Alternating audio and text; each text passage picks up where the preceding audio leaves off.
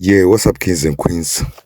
It's drama again. We're back to the mirror case just to see if there's sense. Still, no sense. You see, the state likes to, you know, hit us with this guerrilla tactics, like the gorilla chant, gorilla chest beating moves like, "Booah! We got solid information, we got solid intelligence, and all that." But the funny part is, you see, they're beating their chest like this. We got solid evidence.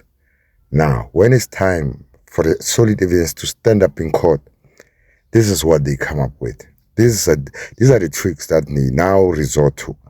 You would think that their solid evidence, their solid intelligence would be something that they are proud to have any lawyer, any advocate, any defense lawyer or any opponent towards their evidence would fight. You would think they would be ready for the challenge, right?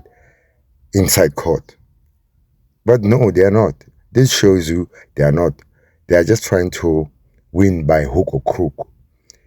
They hit you with bullshit evidence and they expect lawyers to be just dumb, just be stupid and just accept everything that they are doing, even unlawful, you know, procedures like trying to cross-examine someone on a statement that you didn't prove. And you are trying to tell us that this person is your witness. Is your witness that is fearful of his life. He's fearful for his life because of reprisals and whatever, because of the accused. Now you are telling us the accused are trying to murder the prosecutor, the judge. Who are they trying to murder actually? Because are you telling me when the case is in such a good standing with evidence, when it comes to evidence, the state hasn't up to so far proven anything. And then they decide, no, we're gonna mess up. We're gonna mess up a good thing, and we're gonna try to start now plotting to kill the prosecutor, the judge, and all that. And you could see the judge was smiling when Baloi say, uh, if everybody is now okay with the threats that were happening yesterday, then we can proceed with the proceedings today. You know what threat I think was yesterday? The threat was not towards the state. The actual threat is the threat that they were posing towards Mnisi, because they see Mnisi is the one with more law knowledge. He's going to break their case apart. He's already breaking it apart with so many things. Just for Baloi to prove this statement is a difficult thing. That hence, they are coming with all these things. And I think that the arguments that were put yesterday by Ramusepiri, especially Ramusepiri's argument, I think it is actually coming from Mnisi. And Mnisi said, no, let it come through you so that they don't really put fire on me. But now they've already put fire on me. And that judgment is actually saying, in fact, that proposition from Ramusepiri is actually saying that the judge made a ruling and now he's unable to, effect his ruling. Hence, his hands are tied. A prosecutor decided to come up with his own plan, drop the arguments, heads of argument, instead of just proving the statement. It's going to be difficult for Walloy to prove the statement because the statement is garbage. The statement was not made by this guy. The statement, how is he going to say this is your statement when? The first thing that there are so many questions that I want to ask, including, was this statement read back to this guy? Does he know the contents of the statement? Was it right for you to just translate what Sibia said and just put it and, equate it as something that was said by Wabin? This is garbage, right? The state has gotten so low because their state is in, their case is in tatters. Hence, the silly actions. Hence, they're threatening even the lawyers. Now, this is so disgusting because you would thought Ratha would effect himself, his own investigation. But he doesn't care. The threat was to Mnisi, actually. They actually wanted to threaten Mnisi. Why would they say the defense lawyers also are implicated? I mean, the defense lawyers are doing the job. So unless they're telling us now there's a new law which says, as a defense lawyer, if you defend somebody who's guilty of something or who's being accused of something, then you are also accused of that. If there's a new law like that, then fine. But tell us first before you effect that law by arresting people first before you telling us that this is the law.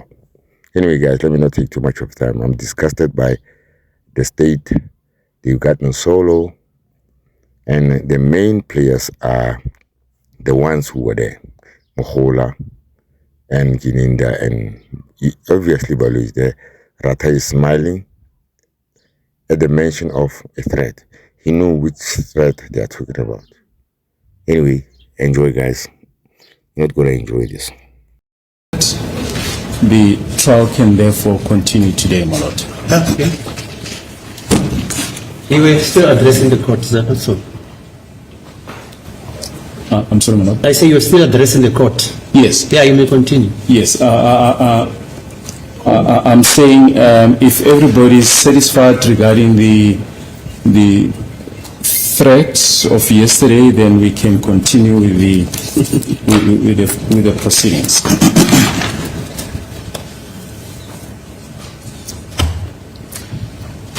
My lord, we had begun our argument. I think Mr. Gobeni must be in the Mr. Sifiso Gwabeni Zungu must be in the witness box as the court is ordered. Sifiso Gwabeni Zungu? Gwabeni. Gwabeni. Sifiso Gwabeni Zungu. Okay. Sifiso Gwabeni Zungu. Ulindele ukuthi abe ngaphakathi eboxini. Now, colleague Advocate Mnisi has indicated that you would like to address the court. Yes. Thank you, my lord. Yeah.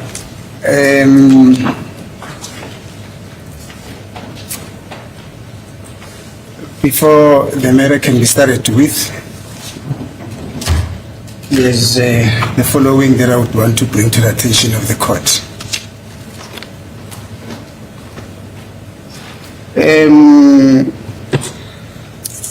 Yesterday, after what had happened, we went to the court's chambers to try and explain the developments. I deem it necessary to repeat them again for whatever reason. The state is talking about security threats that are being investigated, or there's an ongoing investigation around those security threats, and that certain measures have been taken to ensure that the trial proceeds without any hindrances. That, however, does not take into account the following. As we addressed the court yesterday in its chambers, we told the court, and I will still repeat it, that part of the investigation that the state is referring to. Someone in the dock is raising his hand.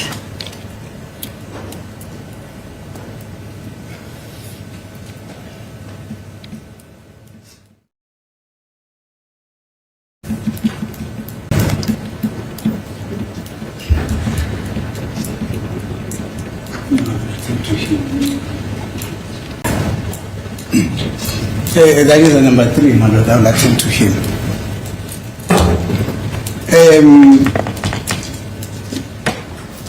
The court will recall that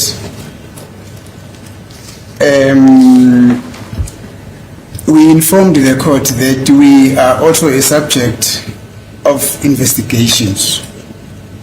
And I'm saying that simply because there's information that was conveyed to us when we went to go and find out yesterday, subsequent to the request that was made to see the two gentlemen that are accompanying our witness here. There's a person who identified himself as an investigator in these threats or in these new developments which amount to security threats. He identified himself and then he said, and I'm going to repeat it on record, that they were targeting, that they were after certain individuals who were seated here at court, and they've been monitoring them for some time.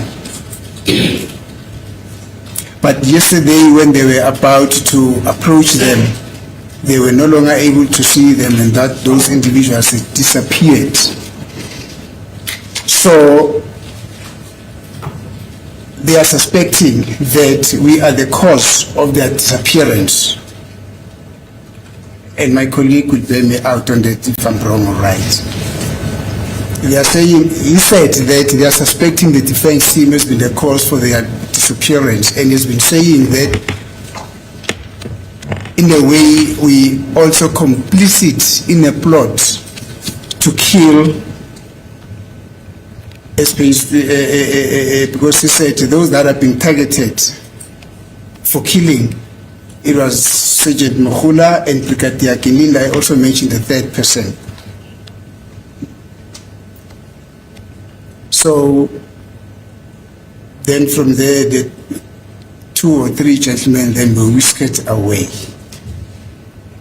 And then he said, there's an investigation and they've got full information around that investigation.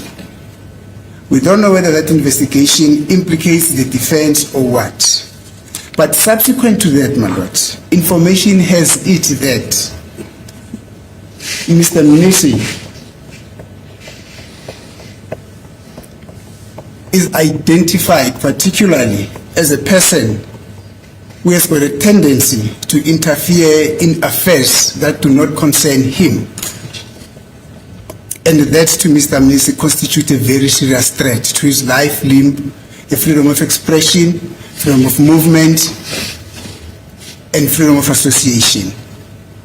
Mr. Mnisi says he will not take lightly those threats, because to him those constitute very serious threats. If a person says he has got a tendency to interfere in affairs that have got nothing to do with him, we don't know what then the consequences would be. That's a very serious challenge to Mr. Mnisi, my lord. So Mr. Mnisi, because of those threats, he's no longer sure whether he would still have to continue in his trial the manner in which he used to do before the advent of those threats. That threat again, and coupled with the fact that Mr. Mnisi is also part of the defense team that was told that they are complicit in the broader scheme to assassinate Mohula and Brigadier Kininda, find it very difficult to proceed to be part of this trial, pending the outcome of the investigation as to whether those threats have got substance or not.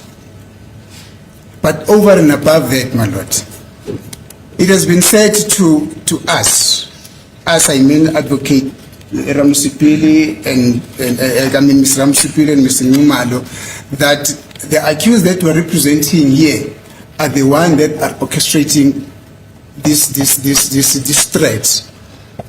Now, and we also told that we also complicit by virtue of having informed the gentlemen that they were being traced here to go away or to disappear. Now the question that arises is, being part of a person of interest that is being investigated, how could I then proceed with a trial where I'm also representing the very same accused that are also being complicit in a plot to assassinate those that it is alleged that they are planning to assassinate? In other words, How can a suspect represent a suspect? That's point number one. In a particular plot to assassinate. But again, how can then a suspect proceed to represent an accused person who he has been representing in a matter which is a cause of the allegations that are raised against those suspects, which is now the plot to assassinate those that are mentioned, those that are alleged that they are the target of the assassination, my lord. But more so, my lord,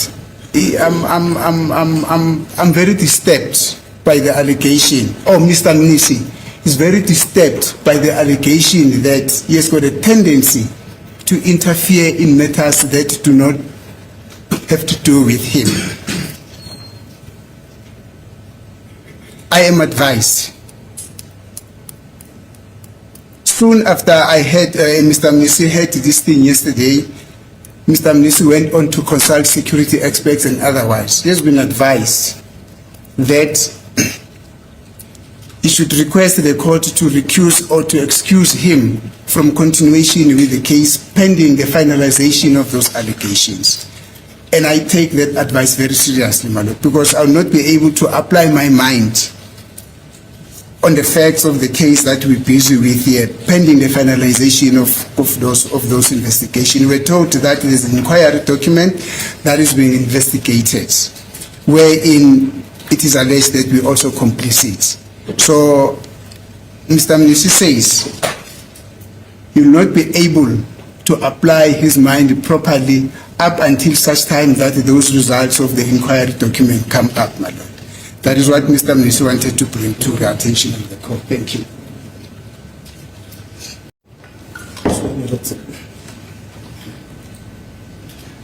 My lord, nothing much but to say that indeed the police officer whom we saw yesterday made references to the effect that even us as the defendant, as defense counsel, we are speaking to people that we are not sure that we are speaking to them, and by virtue of speaking to those people then vanished from court yesterday as they were being monitored, thereby insinuating that we are the source that is feeding those people some information that led them to vanish.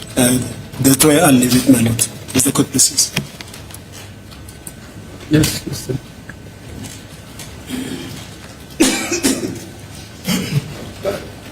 My lord, the media has it that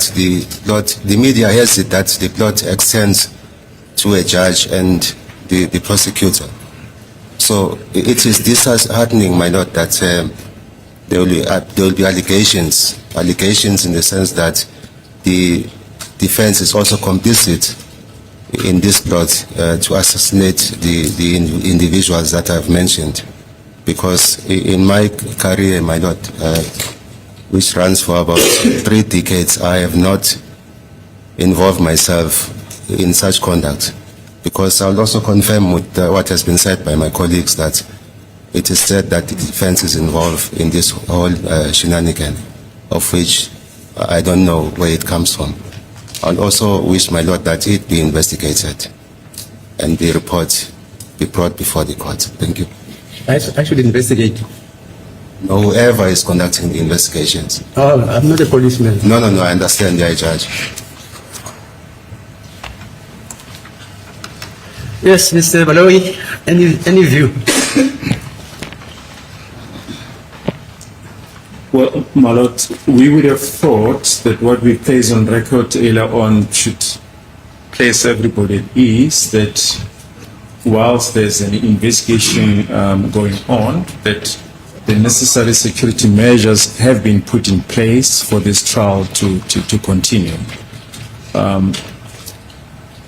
However, my lord, we really cannot force my colleagues to continue with the trial. I think it's an individual choice, but if anyone is concerned about their security, we can assure them that the security measures have been put in place for this in order for this trial to continue. This is as far as we can take it, my lord. But I think what has been placed on record just need to be interpreted to the accused. Yeah, well, Mama. Yeah, there is a request that this matter should be postponed pending an investigation by the police, ngamaphoyisa. whose job is to investigate alleged criminal Uthi conduct. This court can't know when the police are going to finish their investigations. kanti le nkantolo yena ayazi ukuthi amaphoyisa ayeqeda nini ukuphenyisisa lolu daba. And the process and the progress of this court cannot be hampered by a police investigation, which may take 20 years. That's ridiculous. Kanti ukuqhubekela That's 30 phambili years, I don't know, 2 days, 5 years. Fact of the matter is, I've spoken to the police, and they have assured me that they have arranged adequate security for everybody who is involved in this case. Everybody. Consequently, that application cannot succeed. The court, my lord. I'm mentally not fit. Hello? I am mentally not fit subsequent to those allegations that were made against me. So if the court is forcing me to proceed despite the fact What do you mean that... I'm forcing you? No, What do you mean I'm forcing you? Lord, I am being expected to proceed with this trial despite these allegations that have been raised against me.